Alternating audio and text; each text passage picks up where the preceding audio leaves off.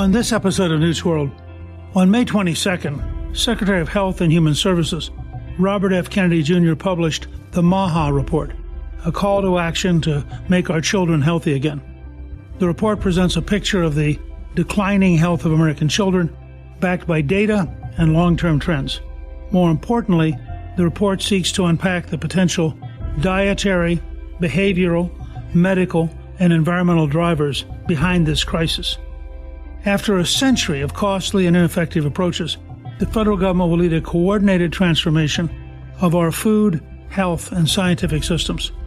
This will ensure that all Americans today and in the future live longer, healthier lives. And I have to say, I had the opportunity to come and to be at the initial presentation of this report, which was in the East Room at the White House, and it was a very, very impressive performance both by Secretary Kennedy, the other members of the cabinet, and by President Trump. It was very encouraging to listen to where they're going, and one of the key leaders in helping us get there is with us today. And so Calley Means is remarkable.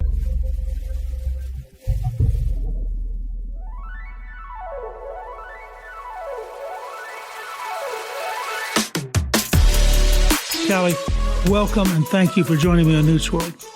Thank you, Newt. And it was so encouraging and just appropriate for you to be in the front of that event and to be acknowledged by President Trump, because your ideas and big thinking, has influenced this MAHA effort significantly.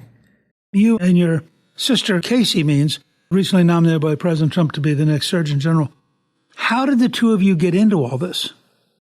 Yeah, it's three big strains, Newt. I grew up in D.C. and actually met you as an intern, I think 17 years ago. You were gracious enough to host an event where it was the highlight of the summer, where White House interns came and we had an hour-and-a-half policy session with you. Like many people in D.C., I did campaigns and was a public affairs and consultant and lobbyist and saw kind of the inner workings of D.C. I don't think all lobbyists are bad. It's just, saw how the system works. It worked for the food and farm industries. I've been in entrepreneurship for 10 years, but my sister, I really do think a lot of the spirit of this movement comes from her. I think she has a singular ability to connect the dots. She was top of her class, Stanford Med School, top of her residency program. And now as she's Surgeon General, everyone's like, well, she left the system. What happened? What happened is she had a moral awakening, and she realized that she joined the medical system for people to get healthy, and nobody around her, no patients were getting healthier. She left the system, started talking about that. One of the raps of her is that she actually is not currently a practicing doctor. She's out doing all this, which, given her background, I think is kind of goofy. She clearly knows what she's talking about. Well, Casey's extraordinary, and she was a practicing doctor. She left the medical system and saw hundreds of patients, thousands of patients. She got a functional medicine certification. She actually helped people. 90% of maladies in the United States, medical costs, are chronic disease. And she was doing head and neck surgery where she was cutting out inflammation in the sinus. And she never understood in medical school why people get inflammation in the first place and why somebody that needs sinusitis surgery needs, diabetes medication and needs heart disease issues and has all these other issues. So she worked to put together the root cause. And then in 2024, she stopped treating patients because she was working with Bobby Kennedy and President Trump to coalesce this MAHA movement and wrote Good Energy, which really resonated. It's the best-selling nonfiction book of the past year. So I think voters know and people know that Casey has really, impacted many more patients than if she stayed cutting open people's faces all day, not really curing the root cause. But I do think there's a reckoning in the medical system right now. I think a lot of people are in that system. They know Casey's right. They know our system. It's not about slight Medicare or Medicaid reform. There's really a foundational incentive issue. Casey is boldly talking about that, and I do think it's very scary and eliciting a response from the medical system, which is the largest part of the U.S. economy. I think that's something very important for people to understand, that 1 out of every $5 right now is in the health system, and that it's really a sick care system, not a health care system, and that you and your sister are among the real leaders trying to rethink this. Now, you co-founded TrueMed to help people use their funds for proactive health tools like saunas, weight supplements. Why do you think it's so important that people are able to use pre-tax dollars for these kind of health investments? So I was radicalized by Casey. When she left the medical system, I was like everyone else. I'm like, what are you doing? You're throwing your life away. And she's like, I have to do it. It came together with my mom's death in 2021. So my mom was the standard American patient where she had high cholesterol, got a statin, had high blood sugar, got metformin, had high blood pressure, got an ACE inhibitor. At a checkup at 70 years old at Stanford Hospital, she was told that she was a healthy 70-year-old because on 5 chronic disease medications, she was on less than the average American. Actually, the average 70-year-old's on more than 5. Then she's taking a hike, has a pain in her stomach, gets a scan, gets a text the next day, stage 4 pancreatic cancer. And the wake-up call for me, the lightning bolt, was sitting across from the Stanford oncologist who said this was a tough break. But cancer rates are at an all-time high. And out of 212, Stephen Miller talked about this beautifully at the event, out of 212 countries that measure cancer rates in the world, we are the worst. We are the highest cancer rates of any civilization in human history this year in the United States. It's all going up, obviously because of environmental factors, food, this mix of issues. I immediately after mom's death, my sister and I pledged to talk about this issue. And it's a complicated issue. It's a long-term issue. It's a mature issue. So we wrote the book. We advocated. We got to know President Trump's team. We got to know Bobby Kennedy, senators, congressmen on the left and right. There's real bipartisan animation around this issue. For whatever reason, the left's given it up. And President Trump, to his amazing credit, has taken it on. It does represent a microcosm of I think, where our world needs to go, which is we spend it's now $5 trillion on healthcare. And 95% of that is medical interventions after we're sick. And I think about my mom, and if a doctor just gave her clinically accurate advice when she had that high blood sugar, explained what's going on, explained how some supplementation if they had more blood tests, of how she has some nutrient deficiencies, better food. There's incredible research on things like saunas. In Finland, there's one sauna for every person. They live 6 years longer than us. So if we actually can steer the medical system, not to mandating broccoli or mandating exercise, but just to assess what's happening with the American patient, the fact of the matter is drugs absolutely play a role. And, maybe a 75-year-old person who's very diabetic, set in their ways, battling obesity, they probably do need some Ozempic and do need some drugs. But a 12-year-old, right now, a 12-year-old, if they're a little bit sad, they're getting an SSRI. Now the American Academy of Pediatrics is saying they need Ozempic. They're on statins now at a higher rate. So there's been an attack on really medical autonomy, a doctor assessing what's happening with that patient. And often, and this sounded hippie to me 5 years ago, but I think it's just clinically accurate, we need to see food and supplementation and other root cause interventions as part of the medical system. Have patients have that flexibility with their doctor, because that's just clinically what's happens. And our company uses HSA FSA. We unlock HSA FSA spending. And I know we're both fans of that. I do think just giving patients more flexibility and information is a core part of the solution. For those of us who don't have nearly the knowledge that you and your sister have, Good Energy's subtitle is The Surprising Connection Between Metabolism and Limitless Health. What does that mean? It means that we silo the medical system into 42 specialties and 82 subspecialties. But I just cannot emphasize this enough. 90% of medical costs and 9 out of 10 causes of American death are chronic lifestyle conditions. Our cells, it's the environment that our cells have evolutionarily grown to exist in, to produce metabolism, to produce energy, to power our bodies, are under assault. And Newt, a lot of these things they're under assault by are good things, right? We've had innovation in food. We've had innovation in conveniences of modern life. We're more sedentary now. We've had good, in many ways, drug innovation. We've had these chemicals and industry produce all of these innovations that power every single aspect of our lives.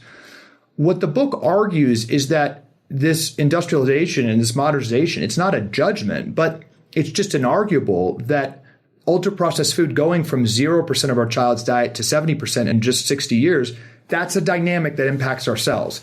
The fact that 77% of American youth are ineligible to join the military because they're so sedentary, and children in public schools that get less time outside than a maximum security prison, that is a dynamic. The fact that there's 80,000 chemicals that have been produced that power every aspect of American life and are absolutely necessary to our civilization.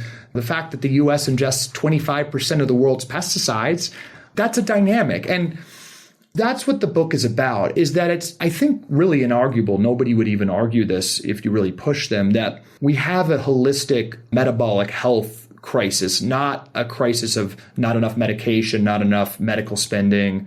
This event, I was tearing up during the event with President Trump because I think what it represents is maturity from the government to both acknowledge this long-term reality we all agree with, which is that we've lost our way a little bit. We've lost our way when we have 4.9 billion prescriptions a year in the United States and 35% of teens are on some kind of medication. That's not an anti-drug message. I talked to a bunch of pharma lobby. They don't disagree with that. So what this event did is build this bridge 10 years from now, where our healthcare system acknowledges the interconnectivity of chronic disease and creates better incentives to where the pharmaceutical industry is thriving by creating drugs that promote longevity, not just manage disease, where hospitals are more incentivized to have empty beds, not full beds, where the American farmer is at the center of health and the U.S. is creating the best, most nutritious food in the world, and American children are eating great American-grown whole food. That's the vision that's being painted. Now, getting there is going to be a mature and sometimes probably difficult conversation, but we need to have it.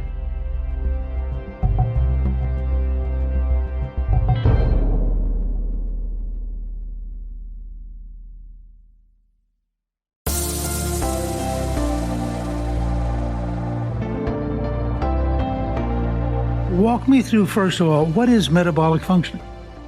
Our cells power organs, and when cells malfunction, organs dysfunction, and organ dysfunction is disease. When our cells in our brain dysfunction, that creates brain problems, it creates depression. When cells in our liver malfunction, it creates liver issues, fatty liver disease. When cells in our skin malfunction, we have dermatology issues. So foundationally, what's happening, and let's just take one example of what underlies metabolic dysfunction, about glucose. Cells are powered by glucose. Sugar and glucose consumption has gone up 80 times in 150 years. It's evolutionarily unprecedented. And as cells are overpowered with this energy source, glucose, a lot of bad things happen and our cells start malfunctioning.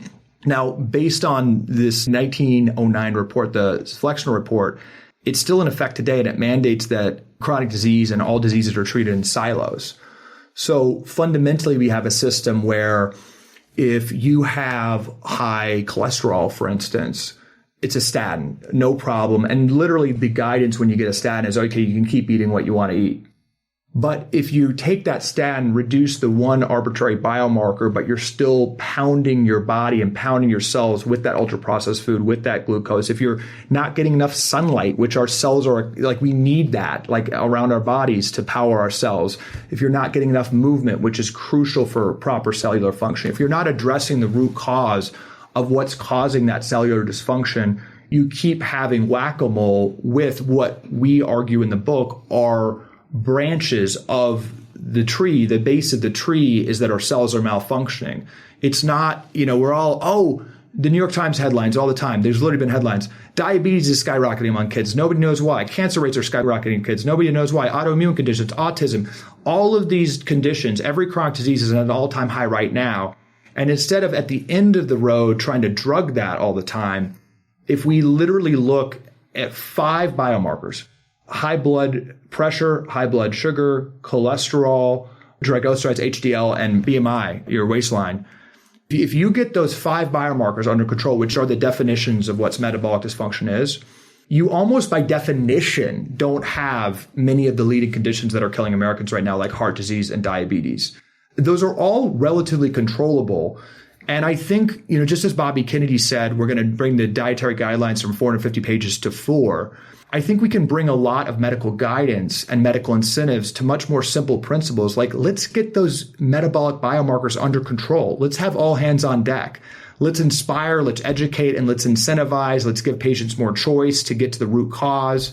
But that's the main thesis, Newt. The most chronic diseases are tied to these foundational factors that are leading our cells to malfunction, which are then downstream causing a lot of these maladies that are impacting American life. Your first really big step was to do this initial assessment, which got published as Make Our Children Healthy Again, which you gave me the opportunity to read before it was published. And it is a staggering document. And the scale of the health crisis for young people is so much greater than I knew. What led you to decide that getting that assessment done was the first big step? We've talked a little bit about this. I've talked to, honestly, Senator Ron Johnson and Senator Roger Marshall and some senators, Vince Haley. There's been a beautiful coalition of people that have really taken to this issue. And one thing I hear from the smartest people a lot is that in order to drive foundational change, you need to assess with the American people what the facts are. This isn't a finger pointing. It's not a partisan issue. We're a sick country. Kids are sick. It's not because, as Democrats argue, that we're not spending enough on healthcare. We've got some foundational issues in our country where our cells are being poisoned. Clearly, there's something wrong. And I think a lot of voters and Americans are starting to understand that, and they're frustrated. And I think that frustration has been positively channeled into this MAHA movement that led millions of moms, independents, young people to vote for the Republicans and vote for President Trump for the first time. And I think we're still in this phase where we need to have the baseline conversation about what's happening. And my goal, and we've talked about this, I think we need to win that argument. Because if you win the argument that the incentives of our healthcare system, and this is a core argument my sister and I make, and a core argument President Trump and Bobby Kennedy made, is it's no big judgment. This has been decades of decisions from many different people, but our system profits from metabolic dysfunction. Our system profits when kids are obese, when kids are depressed, when kids are in fear, when kids are pre-diabetic. That just demonstrably profits the system right now. So we need to create this baseline of a conversation that there's a problem. And then I personally think that Republicans and that President Trump, we're going to have better solutions. But let's debate the solutions then if we assess that there's an existential problem. So I'd be very happy, Newt, and I think it's happening, where we start changing the conversation around health to really understand the root cause problem. And I think it can't be understated how a federal government document, you won't believe this. I couldn't believe it. It's the first time ultra-processed food has ever been mentioned as a potential problem in a federal government document. It is the first time that over-medicalization has been talked about in the full federal government document. It's the first time concerns around environmental toxins have been, really strongly mentioned as a potential contributor to health. So this is pretty radical. It's why there was so much, frankly, lobbying and discussion around just a simple government report that's no policy. But that's what the administration is bravely trying to do, is have that conversation. I cannot overstate for our listeners, if they get a copy of Make Our Children Healthy Again, the assessment, and when you look at it, if you're at all like me, and you run across things, for example, that more than 1 in 5 children over 6 is obese, that's a 270% increase compared to the 70s, when less than 1 in 20 children were obese.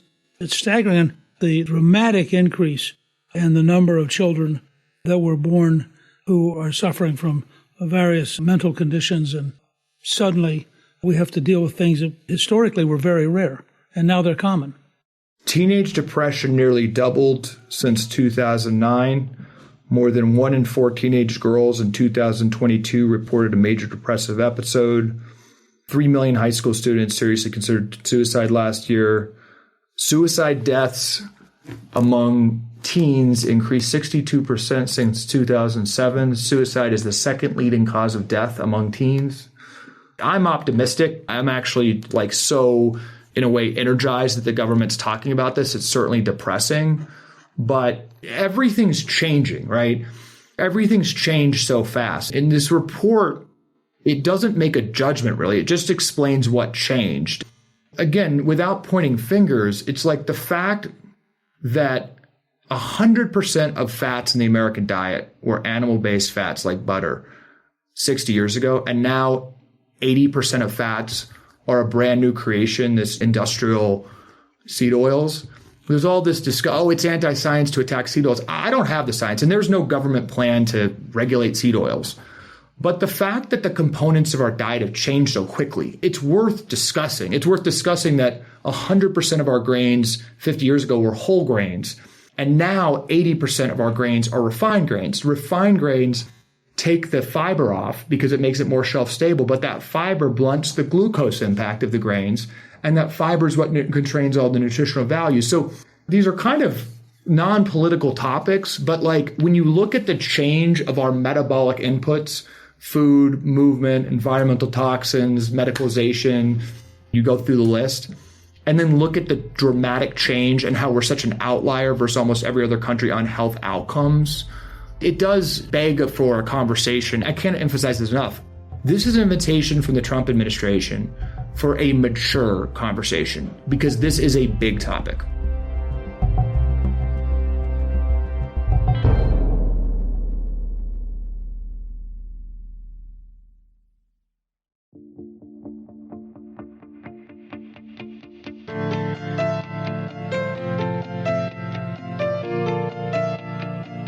As a consumer, how do I go to the grocery store and know whether I'm getting ultra-processed foods or traditionally processed foods?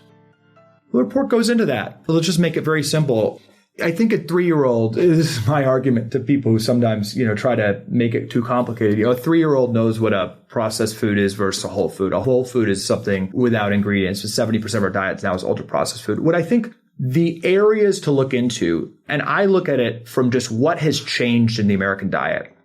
An ultra-processed food, and the foundation of the American diet right now is refined grains. And I talked about that. That takes the fiber off. It's been a massive increase of refined grains. So any type of enriched flour, enriched wheat, that's usually the first thing on the box when you look at something you're holding in a box. Number 2 is added sugar. Sugar consumption has exploded. Added sugar is really a new phenomenon to the human diet. It's really just in the past 100, 150 years that it even has existed. So you've added sugar in there. There's 40 different names for sugar on a label. Often there's many different types of names, and it's to not make it the first ingredient. And then industrial processed seed oils. And again, I don't want to get into the debate on that, but canola oil is the top source of American calories right now. It is an invention of the past 100 years. And it is a process where you heat up seeds into a sludge and you douse that sludge in rust remover and bleach and literally 18 other process steps to create an oil that's about 15 times cheaper than olive oil. So those are the 3 components of ultra-processed food, are essentially like brand new ingredients into the human body.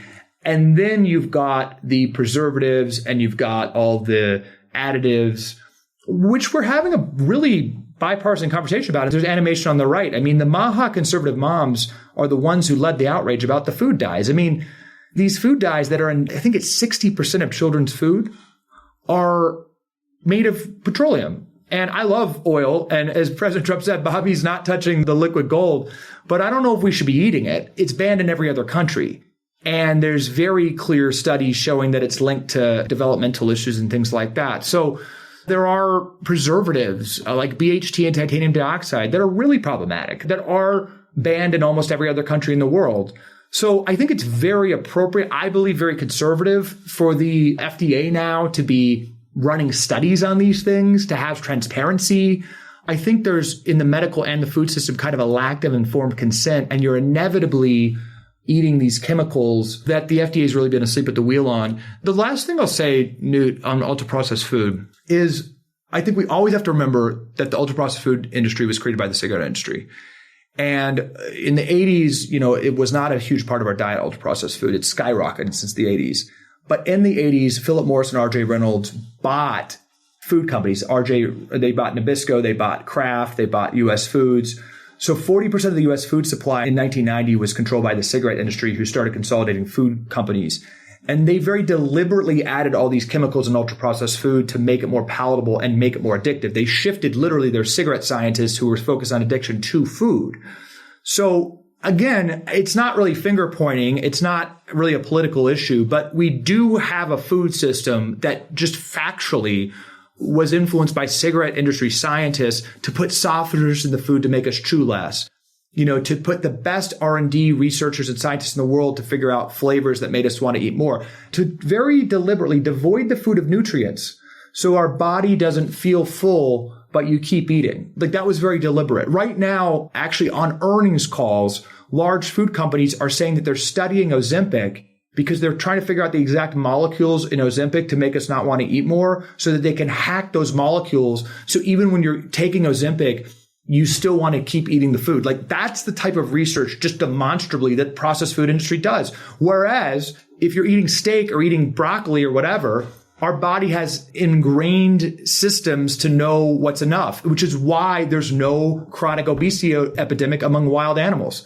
The humans are the only animal that have this problem. It's because we have food that's hijacking our evolutionary biology. So again, long-term conversation, but we have to grapple with this dynamic where that's 70% of our child's diet right now. My favorite hamburger chain, In-N-Out Burger, they just announced that they're taking the pink dye out of their strawberry milkshakes. Free market action. Skittles just removed titanium dioxide yesterday. The thing with the food and even pharma, they're all human beings. President Trump said it at the event. You try to make these arguments around why we spend 10 times more on some drugs than others. They can't defend that. The food industry, there's really actually positive conversations. And there's positive conversations around this report because nobody on a human level disagrees with the state of human health being unacceptable. And nobody disagrees it has to do with food and these other factors. So I actually do think there's some positive discussions happening. And no, the largest food companies, the largest restaurants in the world are changing based on consumer demand. And you're going to see a lot more of that. And I do think, and I'm optimistic, if this movement holds, if the MAHA coalition, I'll just be blunt, stays with the Republicans, stays with President Trump, because that gives them a sword to fight on these issues, we're going to have a much different country in 4 years. I think in 10 years, we will have a totally reset incentive structure that helps American farmers grow whole food and rewards medical companies for promoting longevity, not just disease management. As I look, from my background, as I look at your report, which I strongly urge people to get the MAHA report, and we're going to make sure they can get it. If we could get to a healthier America, I think we would take about 4% of the gross domestic product out of the cost of healthcare just because people would be healthier. They wouldn't need it. I think that is an extraordinary opportunity both to save lives in a very real sense. And also, I cannot imagine getting back to a balanced budget without having a truly successful approach to MAHA and a real resetting of the American system around being healthy and having genuine health care rather than sick care. I think there has to be a MAHA movement on the outside that's even more important than the things the government's going to do on the inside. Because if this becomes, much the way, say, Mothers Against Drunk Driving did, if this becomes an integral part of how we think about things, 5 or 10 years from now, we're going to be a dramatically healthier country. Well, I totally agree with you. I just got off the flight from Texas, meeting with Governor Abbott. The most lobbied bill in the Texas legislature this year, out of all the issues in Texas, the most lobbied bill by an order of magnitude was a bill led by MAHA moms to just have some increased transparency on food labeling, no regulation, increased transparency, which I consider a conservative principle. Let people do whatever they want. I'm a libertarian. Take drugs, eat whatever you want, drink whatever you want. But we have, I think, mass uninformed consent with the American people when it comes to food and when it comes to healthcare. This bill was lobbied. The CEOs of international food companies flew to Texas, and it passed. We'll see what the governor does. But there was an acknowledgement in Texas that there was more animation from lobbyists on this bill, and there was more animation from voters than any bill this year. I agree with you. The MAHA coalition isn't even being organized that much, but there's this energy around this frustration on children's health. This year needs to be about laying the baseline, this report, getting people on board with the thesis. Because if you win the argument, I think, of the inarguable reality that we have a pretty broken incentives, it necessitates real reform and real discussion of reform. I think we're doing short-term wins like the food dyes right now, like taking the COVID vaccine off the CDC schedule for kids, which is a no-brainer, which President Trump and Bobby Kennedy just did, with some FDA conflict of interest reform. But if the movement can stay, I think what was so notable at the event is you didn't just have the HHS secretary. You had Russ Vought from the OMB. You had representatives of the military, the VA administration. You had a whole of government approach. And I think, at least what I'm seeing among the highest ranks of the administration, is there's a historic amount of cross-collaboration, and it is a growing understanding that the biggest line item in our budget is sick people. That's what's bankrupting us more than anything. And if we could even normalize chronic disease rates and life expectancy to European levels, we would save trillions of dollars. I can't emphasize this enough. You have much more happy, productive people in the economy. You're offering people a chance to live longer, live healthier, basically be much happier, if you, in fact, do arouse, I think is probably a better way to put it, a genuine Make America Healthy Again movement that gets into the grassroots and the way you described in Texas, for example, and that gets people so they shop differently. I mean, the food manufacturers in the end will follow the customers. I think what you and your sister have accomplished, the degree to which you have begun at a profound level to move one of the most important parts of the American system, is frankly encouraging as a matter of citizenship that ideas and people and courage and energy and persistence really still matter in America. And you two are living proof that it's going on. I want to thank you for joining me. I know how amazingly busy you are. Our listeners can download the MAHA Report for free by visiting whitehouse.gov/MAHA. That's MAHA.